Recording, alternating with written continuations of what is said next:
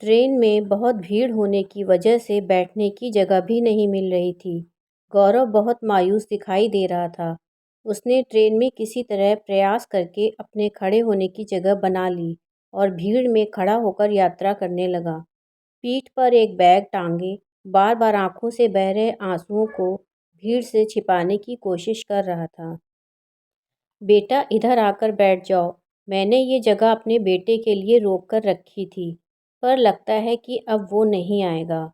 एक बुजुर्ग महिला की आवाज़ सुनकर गौरव इधर-उधर देखने लगा। तभी उसने महसूस किया कि कोई उसका हाथ पकड़कर उसे अपनी ओर खींच रहा है।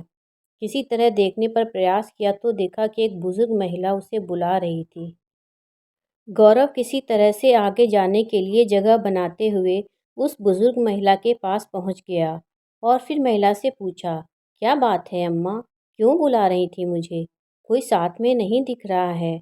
बुजुर्ग महिला ने कहा, तुझे देख रही थी कि तेरी आंखों में आंसू आ रहे हैं।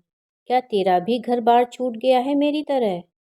यही समझ लो अम्मा, कल रात में फ़ोन आया था गांव से कि माँ की तबीयत ज़्यादा बिगड़ रही है। लगता है कि माँ अब ज़्यादा दिनों तक साथ नहीं देंगी हमारा।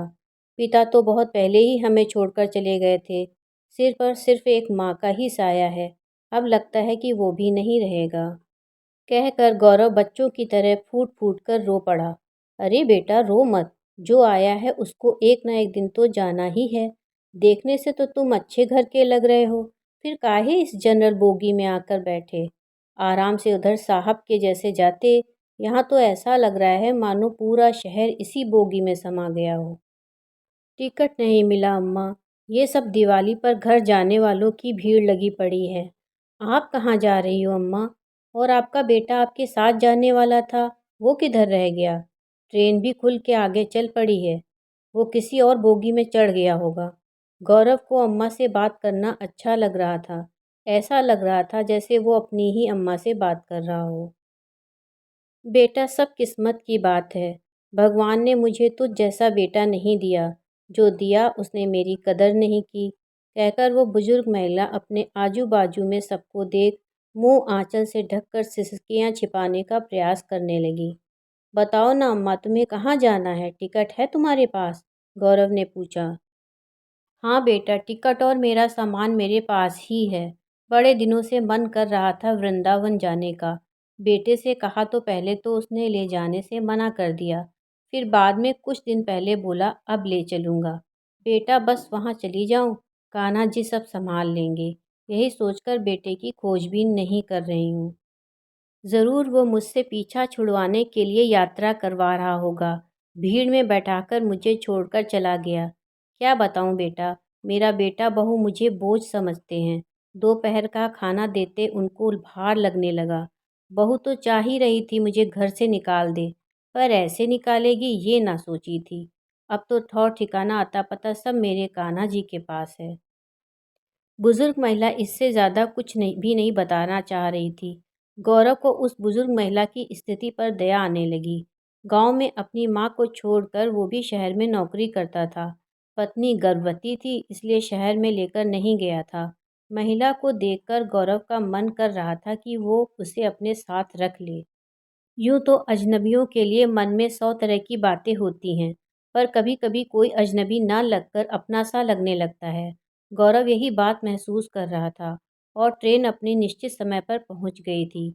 यहाँ तक आते-आते भीड़ भी कम हो गई थी। गौरव उस बुजुर्ग महिला को उतारकर वृंदावन भेजकर अपने घर जाने को आतुर हो रहा था, पर ना जाने क्या सोचकर उसने अम्मा को अपने साथ गाँव चलने के लिए पूछ ही लिया। अरे बेटा, क्या मेरा बोझ अपने कंधों पर उठाना चाहता है? जिसके अपने सगे बेटे ने नहीं पूछा, तू गैर होकर इतना मत सोच। कान्हा जी जब चाहेंगे मैं उनके पास चली जाऊंगी। बस मुझे उनके पास जाना है। तू कोई गाड़ी कर मुझे बिठा दे, अम्मा ने कहा। गौरव का दिल नहीं माना और वो जिद करके उन्हें अपने घर ले गया। अरे तू शारदा का बेटा है? गौरव के घर पहुंचकर जैसे ही बुजुर्ग महिला ने गौरव की माँ को देखा तो बोल पड़ी। गौरव की माँ आखिरी सांस ले रही थी। उनके बचने की उम्मीद ना के बराबर थी। हाँ, आप कैसे मेरी माँ को जानती हैं? गौरव ने आश्चर्य से पूछा। हम औरतों की जिंदगी भी देख, शादी से पहले हम चचेरी बहनें होते थे। साथ साथ खेलना कूदना, अपनापन सब रहता था। शादी होते ही क्या घर से दूर होते हैं, सभी रिश्तों से दूर हो जाते हैं। मेरी ये ताई की बेटी है, इस नाते हम बहनें हुई ना। आज मिले भी तो इस हाल में, जब ये जाने वाली है, कहकर अम्मा रोने लगीं। 3 दिनों के भीतर गौरव की माँ चल बसी। ऐसा लगा मानो कोई चमत्कार सा हुआ हो, जो गौरव अम्मा से मिला और उसको अम्मा में अपनापन नजर आया। गौरव और उसकी पत्नी ने अम्मा को अपने पास ही रोक लिया। माँ के सब क्रियाकर्म हो जाने तक गौरव वहीं रुका रहा। अब गांव में रहने को बचा ही क्या था। गौरव ने अम्मा को वृंदावन घुमाकर उन्हें अपने साथ ही शहर में रहने के लिए मना लिया। अम्मा ने भी गौरव और उसकी पत्नी को खूब स्नेह दिया। उन दोनों ने भी माँ को खोकर दोबारा माँ को पा लिया था। मित्रों, कभी कभी खून के रिश्तों से बढ़कर अजनबी रिश्ते होते हैं। कहानी सुनने के लिए दिल से धन्यवाद।